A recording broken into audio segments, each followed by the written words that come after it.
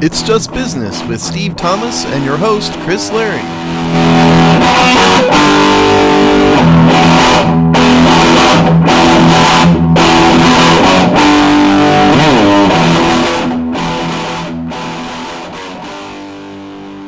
Hello and welcome to another episode of It's Just Business on the Hogsty Network, the show where we look at the dollars and cents of the sports media industrial complex. And today it feels like today we feel like we're the running Chiron. We have a lot of updates this week, Steve. Yeah, I know we have a lot of updates, but I've been doing fine. How have you been doing? You've been traveling. Yeah, I had a quick trip over to Portugal, which if you get a chance to go, I've been for work and pleasure. This one was for work, but the town of Estoril, which is a beachside suburb of Lisbon, is quite lovely. Did you sell any Bitcoin to people? The icon Bitcoin concept. No, we are not cryptocurrency, Steve. No. I bet you're selling the concept of digital banking, not even, kind of, right? No, no, but we did. We made progress on our. We made some progress on our objectives. Shockingly enough, because you're Mr. Lefty and I'm a conservative, I would have thought that the work you do for like a nonprofit would like offend me to my core. But I don't think it does, which kind of surprised me. Are we coming around on some mutual, mutuality? There would be areas of agreement, but you would still have areas of hard ideological mistrust.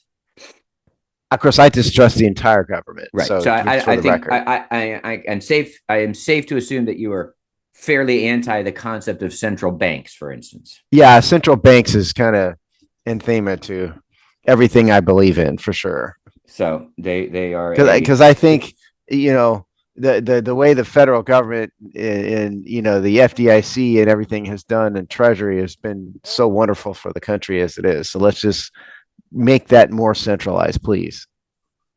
Right. So they are definitely a target customer of ours. So that would be an area of ideological mistrust.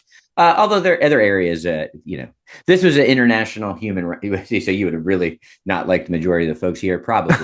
but this is stuff like, there's an election in Chad, so the government's going to shut down 3/4 of the internet. Well, in Chad, by the way, not here. No, I grasp that. And I think if somebody tried to do it, Elon Musk would like pimp Starlink out to every single person, in the country. So, well, I did chuckle at the fact I walked right into the conference, and it is, I'd almost hesitate to call it. Well, they are lefties, definitely, but it's a much more of a global than a U.S. much more global than a U.S. context. However, I did have a hearty, cynical laugh when I literally crossed the barrier of the conference, and the first thing I saw was a giant Starlink receptor. So, strange bedfellows. Hey, that's good. And people seem to think like Elon Musk is like a Republican. He's really not. He's really a moderate libertarian, type more than anything. But just think the politics of the country have become such that they are that he appears to be more conservative than he is, which is interesting. Well, I wouldn't. If you look at Musk through the ages, that's probably more true than false. Except that if you look at his current expenditures on what he's pumping money into, he's endorsed bias on that front. He's endorsed Donald Trump. Yeah. Endorsed is one thing. Another thing is $45 million a month. We'll take it. We'll take it. But, I just, for the record, I once had to attend a conference on homelessness. Okay. And so I could probably make it, if I could make it through that, I could make it through your conference. I was, the only one that was making fun of homelessness during the homelessness conference, but I think I can make it through your conference if I ever got dragged to it. Yeah, that would be interesting. We'll see.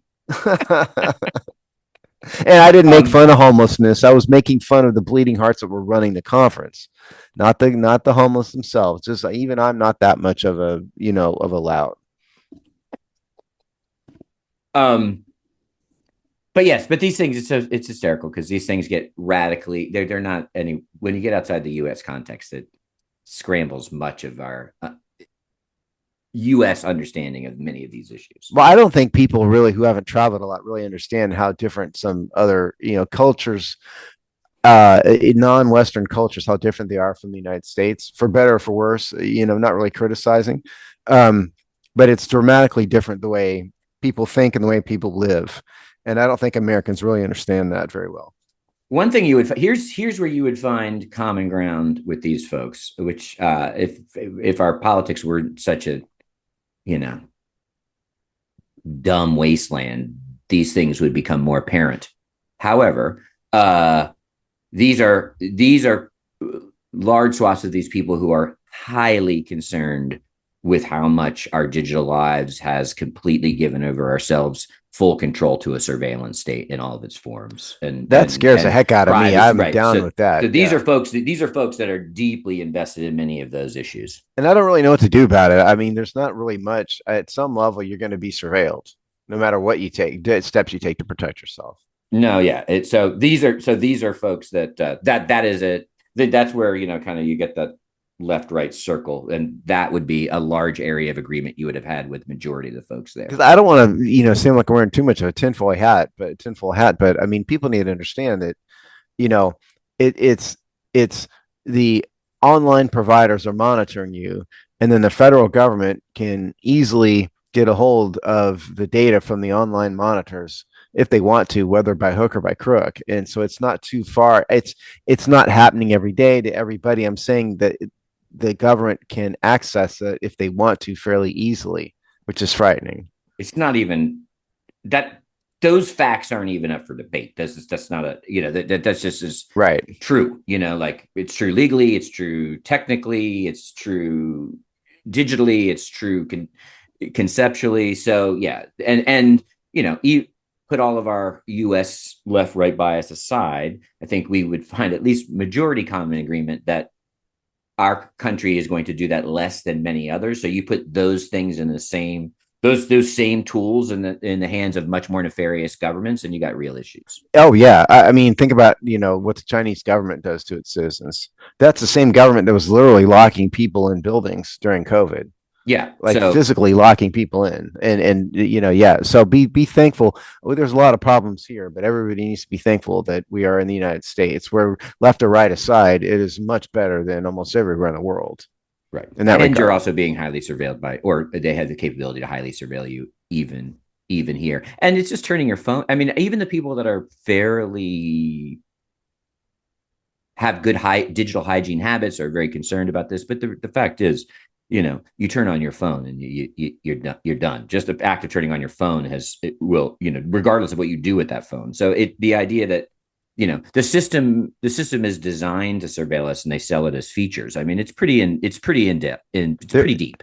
There's a reason that the criminals in The Wire were always telling people take the battery out of your phone, which of course is not possible anymore. But right. That's actually a great example that they basically eliminated all of the. I mean, and they sell it to you as features and upgrades. Yeah, and my understanding is, what I have read and what I have heard is that even if your phone is off, it's not necessarily that it cannot be tracked under the right circumstances, even if it's off, because the battery is connected to the phone. Welcome to 1984, kids. Right. So there would have been that would have been a large swath of common ground you would have found with many of the folks there. There's one. Yeah. No, it's funny to me, and we got to get onto the actual show, but if people would only stop to think, a lot of this left and right divide, there actually is a lot of common ground between people. Chris and I have more in common. He's radically left, I'm radically right for the most part. But there's a lot of common ground in between when you kind of come all the way around in some of those positions that people don't really understand. It shouldn't be as divided as it is. Yeah, and 15 years ago, these things actually you wouldn't be as difficult. You'd found much common agreement on these kind of things, which are sort of like deep infrastructure policy rulings that do affect many things, and how much power we give telcos and all kinds of stuff. The famous example is that Ronald Reagan and Tip O'Neill were buddy and worked together routinely. Yeah, did dinosaurs roam the earth as well? Well, it's kind of like saying Chuck Schumer and Donald Trump, working together, which obviously would never happen in today's world. No. Um, so there you go. But hopefully we can come to some common ground on some of this stuff. And there are some, there actually are a couple, there are, especially in the Senate, there are a couple folks that still can think about these kind of things together. Ted Cruz. I'm sorry. You had the look on your face was like, is he serious? No, well, no, because you could probably make a case that there is some. I actually think if I were to make a short list, he would be at least one that would be if he wasn't so caught up in the cartoon politics, would be probably not a bad path. Well, he's a jerk as a person, all that, but he's very, very, very smart and he's very logical. And so I do think if Wild Lefty, like you made a pitch to him and it made enough sense, and he's willing enough to kind of buck the system that you could maybe convince him if it was under the right circumstances. Yeah. So the last time it really worked was this is actually a long time ago, but the left and right came together to get a small radio wattage law rechanged so that you could have small community FM bands be issued. So those are the kind of things, right? Like we should be giving more voices. We should more access to the people's airwaves. And so the left and right came together and changed the laws. And so that you can have some, crazy leftist or crazy rightist who's got an FM, low wattage signal. So those are the kind of things like, how do you protect the information flow and keep it open in positive ways? And we're too divided nowadays to come together like that. Get together that. You know who else is divided? Oh, college football? Yeah. Good job. Yeah, and maybe college sports in general. But, hey, we're going to need bold new ideas by creative thinkers to get us through these kinds of problems, Steve. And this group, I guess, called College Sports Tomorrow, is that the name of it? It's bizarre. Yes, it is. Yeah, it sounds like a student group at the University of Iowa or something is what it sounds like. Yeah, but what it is was a group from government, corporations, university presidents, basically all the stakeholders, industry leaders, yada yada, coming together to basically propose a new way that one might manage college football, which they call, what do they call this thing? They called it, that's another college, the College Student Football League. Right. So basically, if you've been listening, Steve and I have been saying that some version of this was a probable outcome. They should have hired us to do this. We would have done it at a fraction of a cost. We even had some of the sub details right. Basically, what they do is they strip away college football from the NCAA, let's just call it what it is, and create this with, super league. They don't want you to call it that.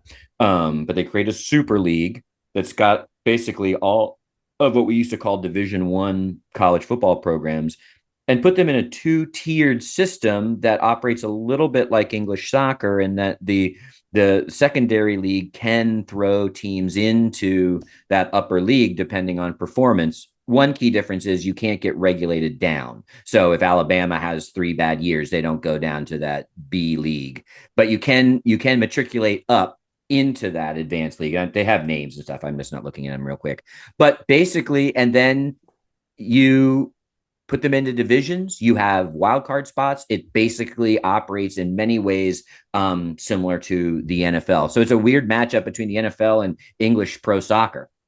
Yeah, if you want to read about this, first of all, The Athletic had this story. It was called College Football Super League Details Unveiled. Would be called College Student Football League by Justin Williams, dated Tuesday, October 1st. And I don't know, I think you just said that they didn't use Super League. If you said that, they did use the term Super League in this story. Maybe the story did, but the folks, the College Sports Tomorrow is right. Kind of would not like that to be the terminology. Yeah. But the story used it. Yes. So the writer does. I think the master kind of macro level concept here that everybody needs to understand is that this would be a professional football league that is of which the member schools are universities, featuring paid players and with salary caps. And even some collective bargaining power they have in there so that they can skate around some of these lawsuits. Yeah. And so this, and again, Chris and I have been saying this for years. I'm surprised it took somebody this long to even come up with this, to be honest with you. And it doesn't give us any names, by the way, about who exactly is behind this. I'm sure we would probably recognize some of these names, but don't know. But so the idea here is, as Chris said, is it's a little bit broader than what you and I talked about. What this this article talks about is that it's going to reorganize all of Division One into the two conferences. The big group and the small group. Now, the big group is going to be the Power Five plus some other schools. Whereas what I was always referring to was like a much smaller group of not even all the Power Five. So it's a little bit broader than what my vision was. But and then you take everybody who doesn't qualify under the top 72 would be in this lower conference that they can then play up to. Now, for those of you who don't understand how European soccer works, there's, like Chris said, there's multiple divisions, but you could get booted down if you perform badly, and you can make your way back up. They're not talking about that here. You can qualify to go up, but there's no criteria through which, if you don't have a X winning percentage over a number of years, you're going to get booted down. That's not how this works. So I think it's a little broader than soccer. It's a little broader than what you and I were talking about. But the one thing that seems clear out of this thing, it doesn't really say it specifically, but they're talking about a divorce at the NCAA, basically. It says, to quote the column here, it says it would require cooperation and coordination between the NCAA and its member institutions, almost all of which belong, have their own distinct TV contracts. The NCAA would have to get out of their way, and then they'd have to figure out a way out of the conference TV contracts and have some sort of master deal with the entire Super League. But just understand, this is a professional football organization featuring universities. That's how I look at it, if it happens.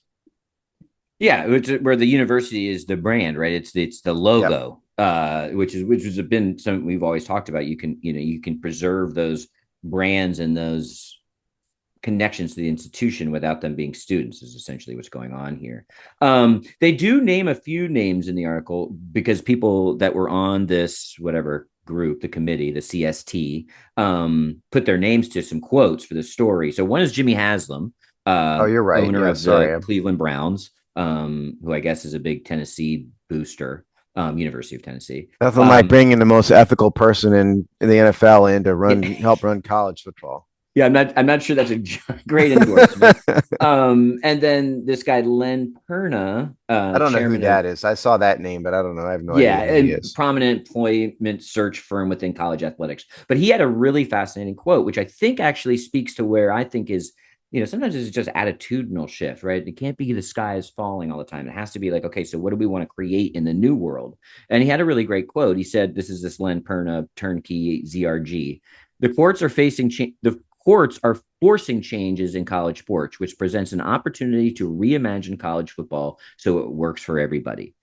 And I think that's what's exciting about this is there are big hurdles in the article. It says them. I think it overplays them, but obviously what you do with the NCAA, well, one, I think we can go into a little bit in a second, but you pay them off. First of all, they just get a cut of whatever revenue, right? So, and that funds the rest of their business essentially, or helps to. So that revenue stream probably has to be maintained in some way. And then obviously these TV contracts, but in some ways you're going to be offering the TV contracts. I bet you the media companies are going to be willing to crack these back open because you're really talking about a much more robust product in the end. I mean, this is to Steve, to your point, and we often talked about this as how do you take the SEC and do this? Yeah, right? That's what we were talking about, SEC and the Big Ten, basically.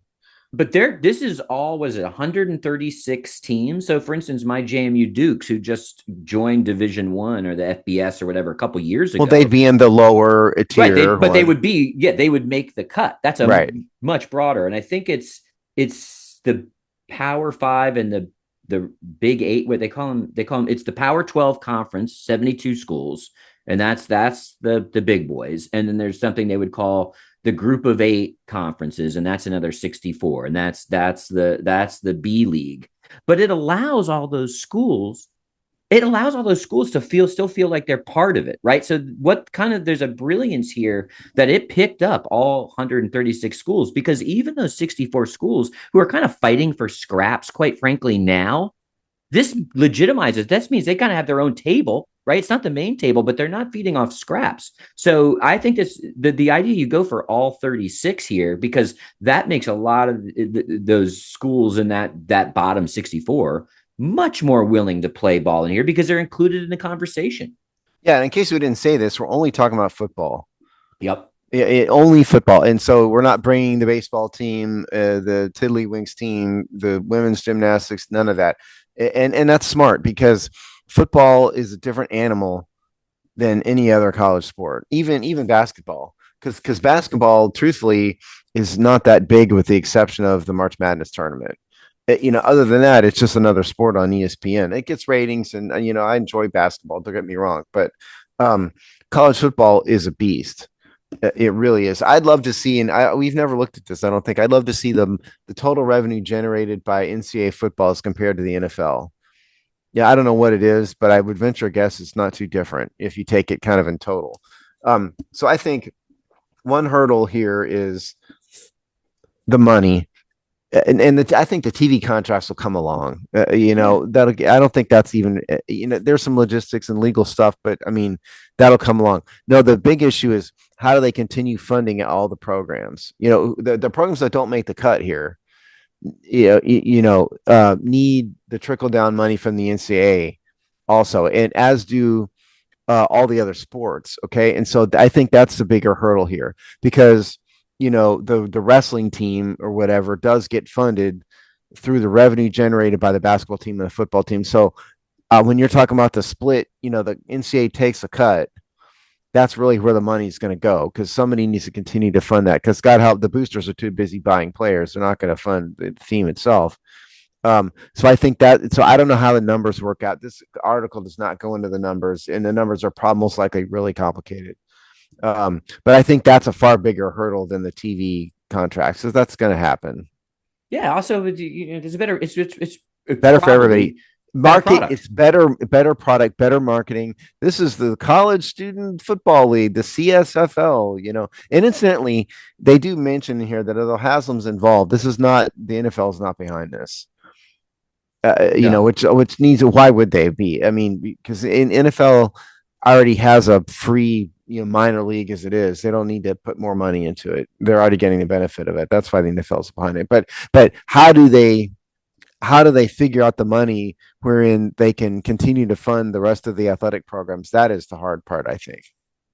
Yeah, and I think and in their case making, you could see they started to court the NCAA here a little bit, where they say a few things. One, as big a revenue generator as college football is for the individual universities and for the NCAA overall and that whole ecosystem, it's also as big a burden, right? In many ways. One, because you have to write all the rules and regulations for that, and that doesn't actually benefit any other sport, including men's and women's college basketball within the rest of the ecosystem. So everything from the top of that food chain down to barely intramural sports is not benefited from the rules and regulations and then cost burdens that football puts on often. So if you could say, hey, what if we just take a giant problem off your hand and you run the rest of it? There's got to, especially with the NCAA really kind of looking at existential crisis if they don't do something different,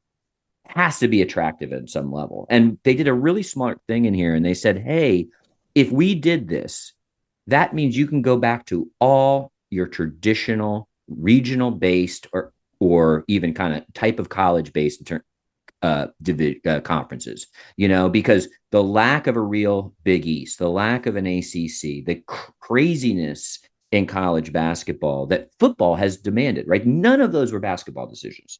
Maryland moving to the Big Ten was not a basketball decision, right?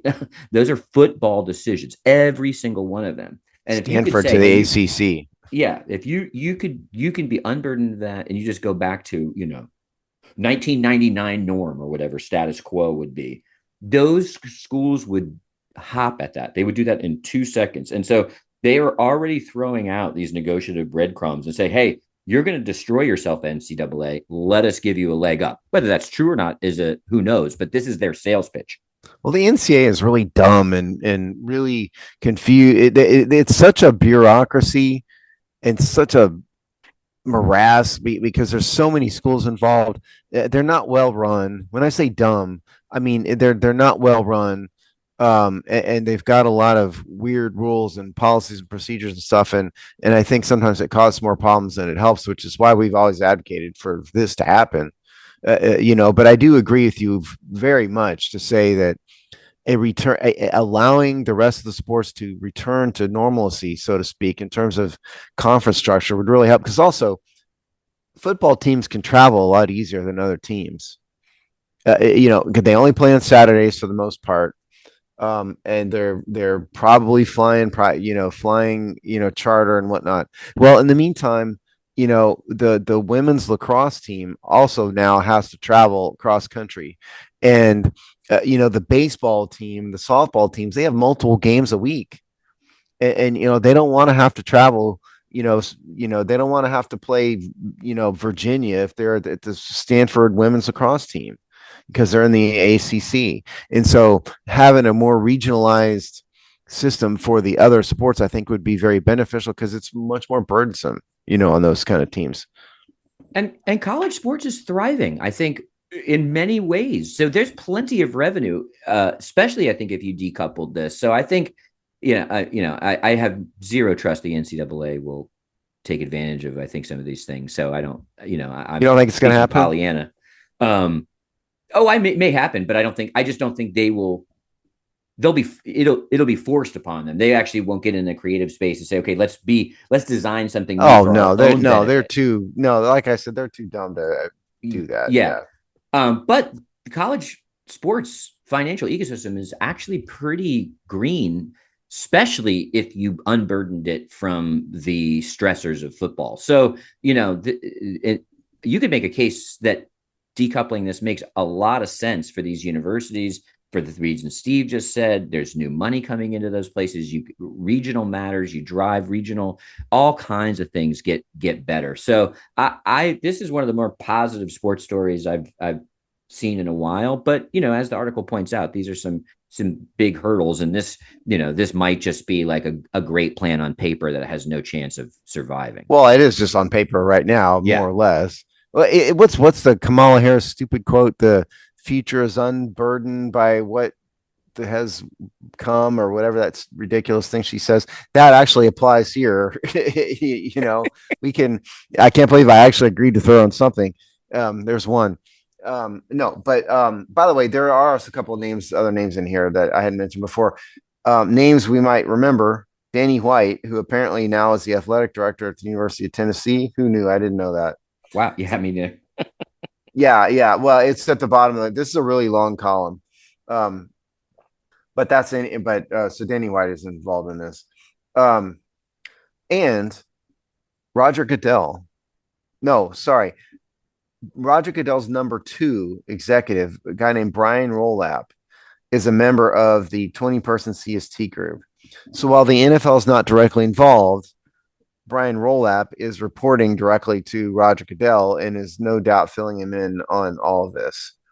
But again, I don't think there's any motivation for the NFL to get involved in this at all, because they're already getting the free minor league, and they're going to have the draft no matter what, and they don't need to do anything. They just need to draft people. So I don't think, but they need to bless it, right? They need to say, do they though? Why do they need to bless it? Well, I just think, one, it's easy for them to do because all this does is benefit them. It just creates an even more robust free minor league team. So there's no reason for them to block it. So you're just saying, no, I'm not saying block it, but I don't think they're going to get involved in it, because why? No, but I just think, but they wink, they let it be known that, hey, if this happens, we're okay with it. Well, I think they already have, because they've got this Brian Rolap guy he wouldn't be in this if Goodell said, no, don't do it. By extension, the owners, Goodell speaks for the owners. So they've already busted. where we getting this Danny White and the rest of them. There's one interesting name that pops right out to me that speaks to what you were just talking about. Grant Hill. So why is Grant Hill on here? Is Grant Hill on here? Yeah. Oh, there he is. I glazed right over that. So that tells me, again, similar to the number 2 at the NFL, you have people in the room who are going to be able to say, hey, you want to do this right? Think about this. So all those overtures to basketball and like how this actually benefits the health of college basketball. That's why you have somebody like Grant, because they become ambassadors for this plan after they all leave that room. Right. So, that's really key. So they're smart enough to have people who are stakeholders from those other sports or points of view that were in this conversation. I think they need to make Jimmy Haslam the chairman of the ethics committee of the new CSFL. If those you don't remember, Jimmy Haslam came within a gnat hair of being indicted for fraud and corruption and associated with what's the truck stop. I can't remember the name, but I remember the scandal. A nationwide truck stop company whose name is going to come to me as soon as we end the show. And like all the people a bunch of people below him got indicted and kind of spared him from the most. So he really, really got lucky. So that's, but he got lucky, put it that way. But anyway, okay. So, I think we may have covered this at this point. Yeah. I mean, this is like, this is on, file this under interesting, good ideas that have a long way to go. Yeah, sorry. One more quote in here. It says the CST's proposal believes, it's kind of worded strangely, but CST's proposal believes the CSFL would be, quote, economically advantageous and sustainable with a single consolidated league to generate more revenue that would allow universities to fairly compensate players, create reasonable competitive balance, cover rising NIL costs, and continue to underwrite other intercollegiate college sports that generate less revenue, including women's sports and youth Olympic program. Notice, so what we were just saying, they know they need to figure out a way to fund everything else, but rising NIL costs, player unions, salary caps, no one should think that we're not talking about professional athletics, because that is 100% what it is. A professional. They're not pretending. The NCAA kind of pretends they're amateur sports still a little bit. This is not pretending. We're not amateurs anymore. This is a professional football league. I totally agree. This is the how this could work plan, not the conceptual changeover. Because what Chris and I have been talking about for years is exactly that. Why stop pretending, get out from the auspices of the NCAA, which doesn't do anybody any good, and just stop pretending and just do it right. And that is exactly what these people are thinking. They really should have hired us. We could have done this for much cheaper. Hey, don't undersell us, Steve. We're going to demand top dollar. Well, I mean, yeah, true, but there's not 20 of us. There's 2 of us, so. That is funny. But also completely true. So fascinating. We'll see. Maybe this will gain some momentum. It's not like some harebrained scheme by, like some columnist or, whatever. These are, there's some heavy hitters in this group. I don't know if there's a timeline in here. Did you see a timeline? No, they didn't. No, they didn't do anything. There was nothing that gave it any kind of, they didn't want to hint that there was any kind of movement towards this. Yeah. So I think the status is, this CST is a legitimate, it has been formed. And so that's a real organization. I don't know what type of organization, whether it's an official business organization, or it's just a group of people in a room, but that exists. And I think, did this not say somewhere it had a website? I might have said that. I'll keep looking here through that. But beyond that, this is just a proposal at this point. But I thought somewhere in here, it's called, we should have looked this up before we got into it. Or maybe I'm just, see it. Most of the links are just outside. Dreaming. Maybe resources. I'm just dreaming this part of it. Yeah. Anyway, the point is, it's still on paper, although the CST actually exists. That's the point. So we'll be tracking this, obviously. It's a long way to go before any of it even gets close to reality. But good momentum. Talk about existential crises to a sport. This is just, again, these are all updates, really, stories this week. We've talked about Michael Jordan's coming war with the with NASCAR. I think a couple months ago he had a story about how he had some pretty damning quotes about what he thought was happening to his, to the sport, and basically rattled the sword a little bit. Well, the sword has been drawn as the Jordan's team and another team have now sued NASCAR, and it has gotten real. And this article, and where was this? This was also the Athletic, It's right? athletic, yeah. Went pretty deep. And the fascinating part to me about this, well, the whole thing is fascinating, but the article really has a lot of unnamed sources, which are basically all the other franchise owners sitting on the sidelines, really watching how this one goes, and basically admitting that they didn't have, the intestinal fortitude to join the other two teams. Yeah. The article is called "Team Owners on Michael Jordan's Legal Fight with NASCAR." It's going to be wild, by Jordan Bianchi, dated Thursday, October 3rd, and this was the Athletic. I mean, you call when we were doing show prep, I think you called these guys the mafia, something like that. NASCAR. Yeah, yeah. And obviously they're not the real mafia, but they have been. It's a private thing. It's very controlled.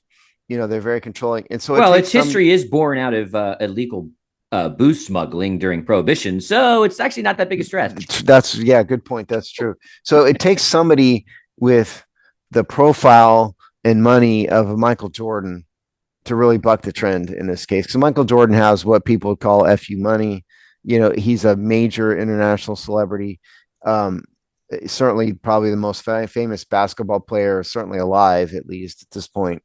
And if you really think about it, I mean, he's done so much. I'm not a huge Jordan fan for a variety of reasons. Um, but there's been a lot of great basketball and football players, whatnot, who have not done anything of substantial note in their post playing career. And this guy has owned he's played Major League Baseball. He's owned a basketball team. He's into NASCAR. He is certainly he's the origination of all of the major endorsements of clothing products and shoes and stuff. Michael Jordan has been a really impressive guy. Like he and like Magic Johnson, both of them have been really impressive. But so let's explain a couple of basics here. So, and this column kind of goes into it. The column calls NASCAR a sanctioning body because we've kind of speculated at times on this show about what really is NASCAR. And so this column identifies them as a sanctioning body. And what they're doing is NASCAR, the organization, contracts with a bunch of teams. Joe Gibbs has a team, for you Washington fans. Jordan, there's a lot of them. And then each team has basically a reserve slot, for lack of a better term, in all the races, which NASCAR, the organization, puts on. And so these tracks sometimes are owned by private parties. And so there's a bunch of, so it's contracted. It's different from the NFL in some ways, but it's sort of similar. The NFL has a bunch of teams that have bound together to form the NFL. In this case, the NASCAR teams aren't bound together and own the league. They're just under contract with each other. So that's kind of what NASCAR is. But the lawsuit, Colin goes into this, says the dispute stems from the two-year negotiation between NASCAR and teams to land a new deal around charters, which is NASCAR's franchise-like system that guarantees spots in all Cup races and provides certain monetary insurances. Last month, NASCAR presented a take-it-or-leave-it final offer under the threat of taking charters away from any dissenters. Multiple team owners told The Athletic, of which 13 of the 15 teams signed. And the two holdouts here who didn't sign the charter is Jordan's team and this other team. And again, it takes somebody like Jordan to stand up to him. So the gist of it is NASCAR tried to force feed a deal that was not as beneficial as the teams wanted onto these contracted charter teams, and two of them didn't sign, and that's the lawsuit. So your thoughts? Yeah, I mean, this has been coming for a while. I find this one quote, where to go. Yeah, this is an anonymous team owner. I did not have the balls to do what 2311 and FRM are doing because I was afraid I'd lose my charters. So it's not that last part is the loud part, right? That at NASCAR forever its history has basically kept the we can yank your charter threat, right? The club over the head of these owners for so long that they eventually just say, yes, sir, may I have another from NASCAR? And so what FRM and 2311 are doing is basically saying, we'll take the pain because it could if they lose, right? And the other point of this column is that these are two immovable sides, so that the coming clash, who's going to play chicken basically, or are they both going to crash into each other is kind of the Well, I soap opera mean, parts and of the this. crash would be a jury verdict in a lawsuit. Yeah, Yeah, and go ahead. go ahead. Oh no, I was going to say this isn't too far from kind of the mafia. It's kind of like a protection racket. Yeah, you You know, like if you that pay charter, us, right? Yeah, yeah, if you pay us, $2,000 a week, we will protect you, which is code for we won't rob you, which is right, basically what NASCAR is threatening here. Look, and look, if you don't go along with this, we're just going to cut you out of it. And the protection money will be gone, and you'll have to go race nowhere. And so, they don't have any choice because they don't own the league. Like I was saying, the difference here is the NFL owners own the NFL. They have a 132nd share in each one, but they have an ownership stake in it. That is not the case here. NASCAR and the small group of people who are running NASCAR have control over their contracted teams and have been force feeding these deals on these teams forever. And so the quote you read is a guy saying, I'm glad two teams had the chutzpah. And in the case of Jordan, if he loses a NASCAR team, he'll be fine. He'll move on. It took somebody like that to go at it. So I'm really interested in this lawsuit. It's only filed, nothing's really happened, and these kind of lawsuits take years to go through. So this is not going to be soon. This is going to be like a 3-year process, probably at least. and I remember when we did this story before, and Jordan's point was there where he was kind of like kind of talking to the press, right? Like this was like like let's have a battle in the court of public opinion as a setup to this stage, probably, and to sort of begin to argue his side. But he basically said at that point, he said if they had even, and this article kind of confirms it from a different angle, if they had even if NASCAR had even negotiated in good faith, But they didn't. they wouldn't be here, right? Which so they took a hard line, take it or leave it, take it or leave it. Hand your charter at the door if you don't like it, type of thing. To the point where if these groups are so dumb. NASCAR, if they'd thrown some bones, right, they'd probably get through this. But they're unwilling to bend on anything. And to me, what's interesting here is these sports that have their history in as regional and as barnstorming, right? A race shows up in your town, it's an exciting weekend, it packs up like the circus and it moves to the next town, right? And they're owned and controlled by these singular family. I mean, this is one family behind NASCAR. Whatever the entity we could be confused about, the reality is that this Turner family, right, Oh, it's the France family. France, right? Yeah. They ironclad. They basically invented it, or they controlled what that became. This is a second generation. This is a son, right? So this is someone taking over the family business. These are family businesses. They're not entrenched. They're not leagues, right? It's not like, you're not playing. There's no something called Major League Baseball going back to whatever it is, 1905 or whatever, right? That are like structured and built and have systems. And I've been recently, which I highly recommend, the Netflix docu-series on Jim McMahon. And I basically, still haven't read it. You told me a week ago. I still haven't watched it. it's good. I'm only halfway through, but it's the same thing that these people, they invented these things, right? These weren't, they weren't national institutions. These were cars racing around a track that would come to your town, right? It's not that different than a circus in these things. And so these are centrally owned, and that power has been controlled for generations. And you almost wonder if NASCAR is willing to go to the mat here, because the reality is, if you probably looked at what Jordan and FRM wanted, they probably weren't. They probably were stuff that benefited the sport overall, and probably were pretty easy to buy that harmony and peace. And that's what Jordan has said. And now this, this now where it's all gloves are off, and now to your point, now this is in a jury's hands or whatever. I mean, there's wild cards all over this. Yeah, and we're talking about the CEO and chairman is a guy named Jim France, and it's the France family is what Chris is talking about. Um, Speaking as a veteran of many legal problems, many lawsuits, many transactions gone haywire. Um, I think a lot of times the entities that have the most trouble are the big ones that are run by singular people or singular small groups of people because there's nobody to tell them no. Like there's nobody that the France family answers to at all. And so what has been happened is, which what you're saying is they've been basically dictating these teams kind of mafia style forever.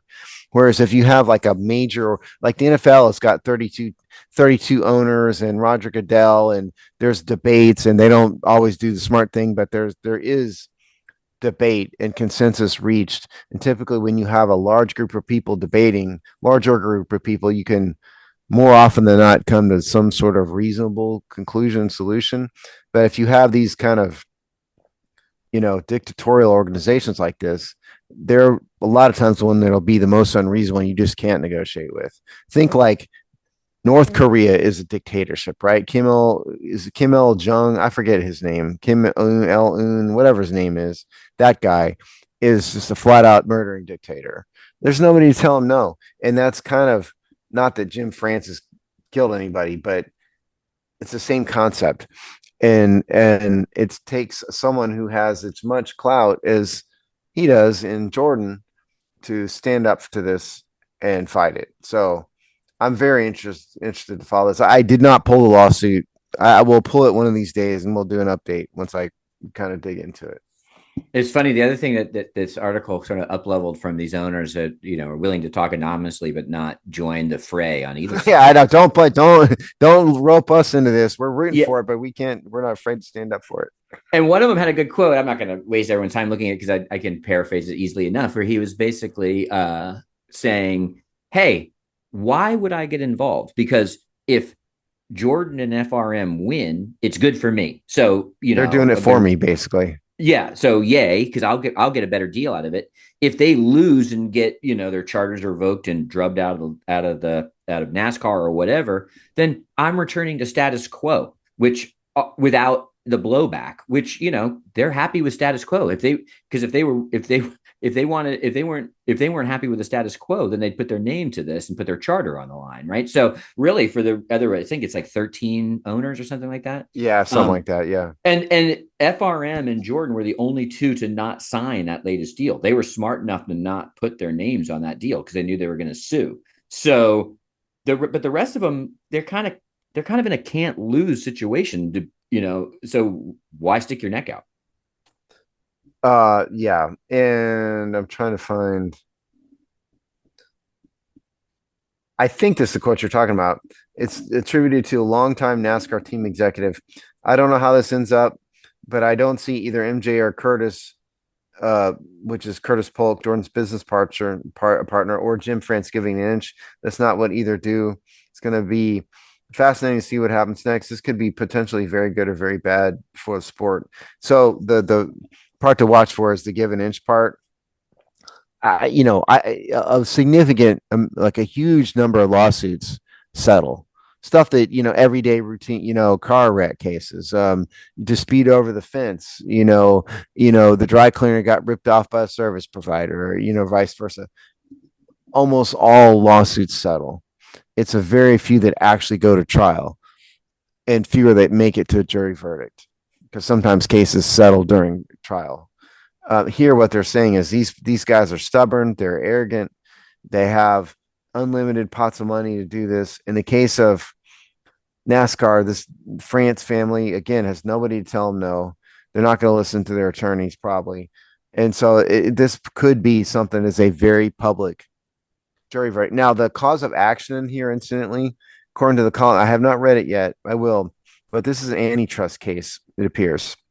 And so that would mean what the allegation is saying, I think, is that NASCAR is stifling competition amongst these independent teams by forcing a deal on these teams that is most beneficial probably to NASCAR.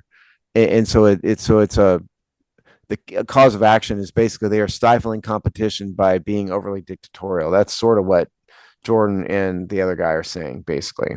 So we'll see what happens. Again, I think this is going to be a multi-year thing. This is not going to be fast.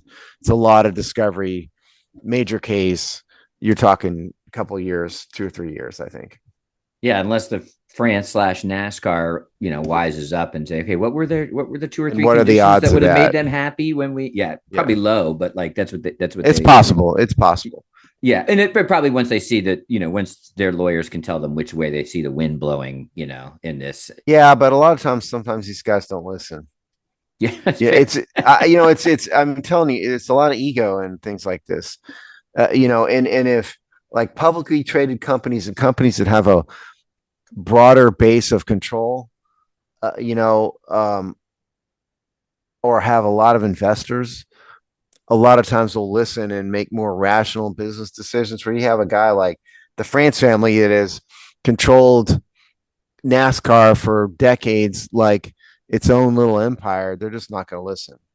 Maybe I'm wrong, but I'm just generally speaking, those are the people that don't listen in when you're talking about lawsuits. This column would suggest that you have the correct read here. And I think I think the really interesting point that you made here is that ultimately Jordan can walk away from this, right? Even as a loser, which Jordan doesn't like to lose. I understand all of that. But at the same time, this could all crumble for him. And oh, Wouldn't my matter. fun experiment in NASCAR is over. I would venture a guess to say that a lot of people didn't even realize he was in NASCAR. Yeah, not really, especially since unless you're a real NASCAR head or you're even following the story. Yeah, You I saw the bet your story average even in person out headlines. there, Yeah, you know, and yeah, Jordan can walk away from this and not one person would blink an eye. His reputation wouldn't suffer at all. His money would just go to somewhere else. He would still be a hero to the public and still be in many people's eyes, not mine, but in many people's eyes, the best basketball player ever, and all of that. None of that, not one thing would change.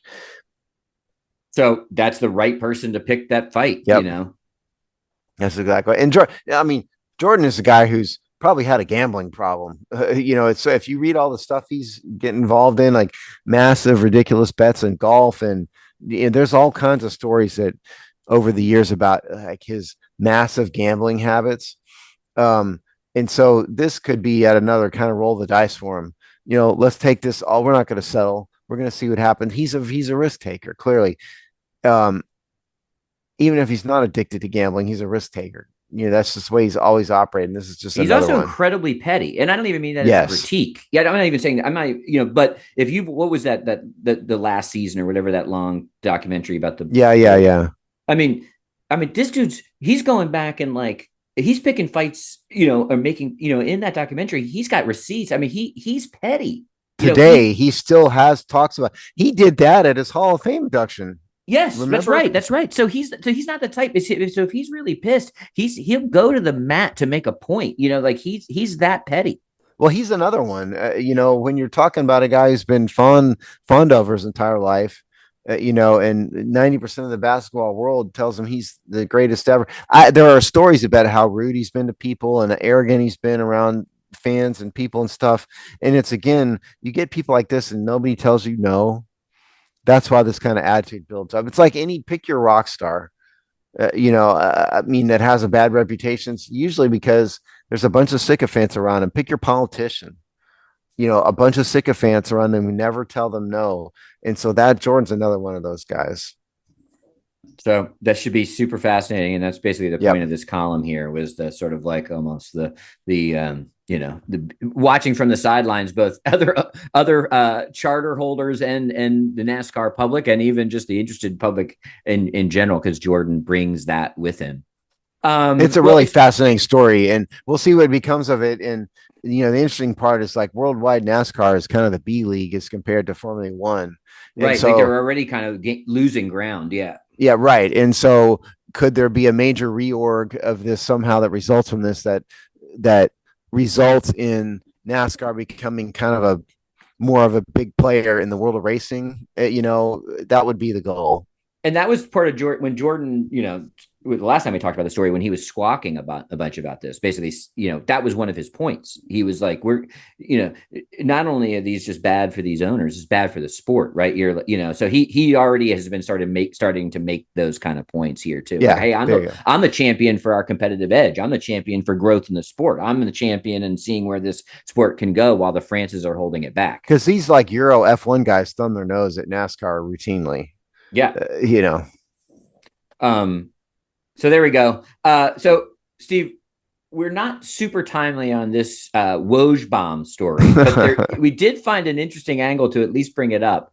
Probably everybody out there knows this by now, but Wojciechowski, giant NBA newsbreaker, deep Rolodex, ESPN star. I think he was banking $7 or $8 million a year for basically having the first tweet, out when some NBA player is going to move. Well, he up and left that job to go be the general manager, which I was like, what? And then I was like, oh yeah, he's going to manage NIL money for St. Bonaventure, which is his alma mater. And he was a booster. So he basically went to become the general manager and NIL decision maker for St. Bonaventure, which has got to be a pay decrease, not to mention a profile decrease. Oh, massive. Yeah. And props to him for, following his passions and following his heart. And sometimes maybe it's just taking care of his life. Maybe he just got too wrapped up in it. And he wants a stable, easier thing. And he made it, sometimes enough money is enough money. But that leaves a giant I'd like to get to that point. Yeah, I know. We won't ever make those decisions. I grant you, unless the college sports tomorrow call us. But now, who is the new Woj bomb of the NBA? Because the Woj bomb was so ingrained as a part of NBA culture. It was really driving interest off season, et cetera, et cetera. So who fills that void? And I find this article that we're looking at here, which Steve will call out in a second, is suggesting that ESPN is just going to give Adam Schefter double duty. It's just laughable. This is a Bleacher Report threw this out here. It says, report Adam Schefter could replace Woj, cover NFL, NBA as ESPN's Ultimate Insider by Andrew Peters, dated September 30, 2024. And so they're kind of suggesting they're going to give Adam Schefter like 5 more cell phones and have him monitor basketball as well. But I think what people are forgetting here is that Adrian Wojnarowski with the NBA, and for that matter, Schefter with the NFL, became the insiders they are because they cultivated relationships over a long period of time. You can't just insert Schefter into the NBA and expect everybody to start confessing their sins to him, all of a sudden, just because he's there and he's Adam Schefter. And the other thing is, I mean, it appears to me like Schefter is a really, really, really busy dude. Like he's taken, like the film of him like taking phone calls in the middle of shows and stuff is not an act. Like that's really happening. And I don't know what it would do to his blood pressure, to have to do that for 2 sports simultaneously. But I think the fundamental flaw is just because his name is Adam Schefter, he knows NFL guys, does not mean he's going to become the ultimate insider in the NBA as well. There are other people who are better suited, who are already plugged into the NBA. Maybe not as big a name, but are better plugged in and would play the part better, I think, than Schefter. That's what I think. This game, this kind of job, I mean, you have to, all the agents. The agents are really the key driver of all this, right? For some of them, yeah, not all. But you're exactly right. How could you possibly have that level of contacts? Now this article goes through and points out that Schefter loves the NBA and occasionally does sideline reporting. That doesn't make him some massive insider. No, and those are different things, way different things, So I find it probably just ESPN being cheap because they can pay him more, but not would necessarily like equal to Savage. Well, he's a big name too. I mean, they would love to market a guy as ESPN's ultimate insider, knows everything about everybody.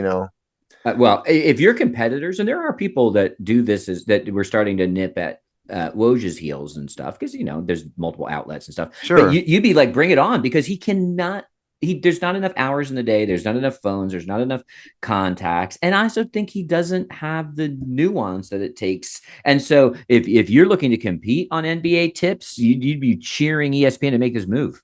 Well, yeah, I mean, speaking as someone who's operated a fringe media in a local market, I think the Hogsty can speak to a certain extent about how local reporters operate and how they break stories, and it takes relationships. Okay, people are not going to come to you just because of your name. They come to media people for a reason because they want to break news, but they do it with people they've trusted and they've known over a long time. Adrian Wojnarowski did not fall into it. I don't know all of his background, but I promise you, he probably started as a local guy, built up contacts throughout the league and to developed over the course of probably decades. That is what Adam Schefter did with the NFL. And he can't just walk in, and become that. So there are a couple other names in here. Believe it or not. So, because ESPN basically wants to designate someone as sort of their lead NBA insider, and that's what this is. So they're talking about Jeff Passan, who is a Major League Baseball insider, would have the same exact problem as Schefter. So although they do say in there that he would do a cold switch. It would not fair be enough. both. Yeah, but it's still a guy have who relationship doesn't have problems. Yeah, he has same relationship problems. Someone I don't know this name. The Athletics Shams Sharania. I don't know who that so is. he's the guy. He's the dude who's been competing with Woj the last couple of Okay, years. you do know who he is, huh? That's Yeah. not a name I'm familiar Just with. because he was the sort of consensus number 2 in this current behind Woj. So maybe he's So he's a candidate. And then there's Rona Shelburne, Brian Horst, Tim Bontemps, who've all been a long time kind of NBA, analysts. But none of them have the star power. That's the key. Yeah. And that's really what this is about is Schefter is a star. And, in the sports world, Schefter is a star. And so he would love to make it. I just think that at the end of the day, they're trying to force feed something because it would look good and sound good. Excuse me, more so than be good. And ESPN is much more interested in lately for their talking head celebrities. They want fewer of them, right? They don't develop a deep bench. They want the one. They want the everybody one goes to Woj when it right. So NFL right. So they don't want one from a cost perspective because they don't want to pay these people anymore. Blah blah blah. How much are they paying Schefter? Schefter makes $9 million a year as it is, so you'd have to pay him another $9 million to be the NBA insider. But maybe you only have to pay him another 5, or you might have to pay someone you'd hire 8. Who knows? But I think, they want it's a lot. They want you to associate 4 to 5 names and faces with ESPN talking heads. They don't want it's not like it was. They don't want an army of them. No, they don't want you to know 20. It wasn't like the old commercials where they could do the bullpen commercials where you would know who this the Sports Center anchor that only did 6 o'clock or whatever. They want they want the Smith. They want what's their big star? The NBA guy. Whatever. Everyone knows who. Neither one of us are coming. It's not coming either one of us right now. Yeah, right. So maybe, but they only want a couple stars, and so if you can make then Schefter, who is already one of those stars, and give him double duty, you're continuing to consolidate your star making power. Well, you're talking about what the hell is that guy's name? First Take. Yeah, I know it's Smith. ESPN. Now you're going to make us all look this up because we can't take it. This is really stupid that we can't remember this guy's name. Yeah, Stephen A. Smith. There you go. Yeah. No, I think there's the other part to this, I think, is in today's modern social media world, I think these networks want you to focus. Everybody now, for all football stuff, goes to Schefter. And for all basketball stuff, they go to Wojnarowski. And it's a lot easier to have those accounts kind of highlighted on pick your social media platform, usually Twitter, now X. They don't want people to have to go hunt around. They want to have one sole source, and that's the benefit of somebody like this. But again, it just, to me, again, we've already said this, but it comes down to Schefter can't just invent these relationships, I think, and so it's a tough ask, I think. if they go this route and it somehow works, the reality is, especially on the NBA beat, it'll be a team. Now, to your point, it'll only be one mouthpiece, one face, one Twitter account, right? Yeah. But he would need to have two, or it's almost like that list you already mentioned become almost like part of the staff. And even though all things break from the Schefter account or whatever, you're gonna need to backfill a couple of those relationship people to back him up. Of course, those people have egos too. I mean, they might not want to be Adam Schefter's sock puppet either. No, maybe not, but money can help that. Plus, just throw them some more money and they'll be happy to do it. Right. Possibly. And also, if It's you're just betting that business it can't after work for all. long term, then you're there to step in, because no human being can do this. I mean, That's what I'm saying. Adam Schefter's going to have like a stroke or something, doing this. It's crazy. It's stupid. So we'll continue to follow the fallout from the ultimate Woj bomb here, but they're going to figure it out quickly. It was the ultimate Woj bomb. I'm going to something called St. Bonaventure, which is, I think, in upstate New York. Is it? I don't even know. I just checked a Wikipedia entry. It looked like it's somewhere in upstate New York. So yeah. I thought you would know. Well, as someone who's shepherding a child through the college search, I told her that she can strike all private universities in New York State off her list. So, there you go. It costs too much money, darling. Yeah, I mean, if you're gonna go private, go to you might as well go to the big ones, not some sleepy. Go all out. You mean college. If you're gonna go private? Yeah, not St. Bonaventures or some other like piddlywink, private university in the state. She might come across Woj though if she went to St. Bonaventure. Right? Yeah, she's you could care less. All right, Steve. So probably it's all rainbows and unicorns and Hogstye land, as you actually have some fun games to talk about for a while.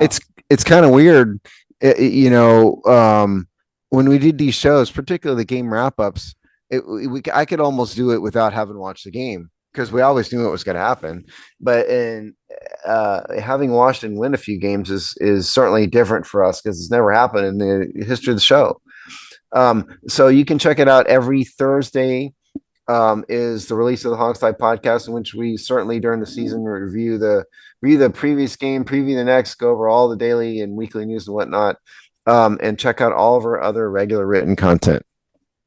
I will admit, when it was like 3 minutes to go and the score was like 41-14 or whatever it was, I was still like, oh no, what can still happen?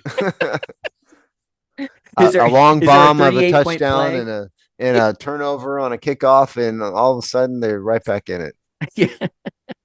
It's going to take a while to get past those feelings. All right. We will see you next time.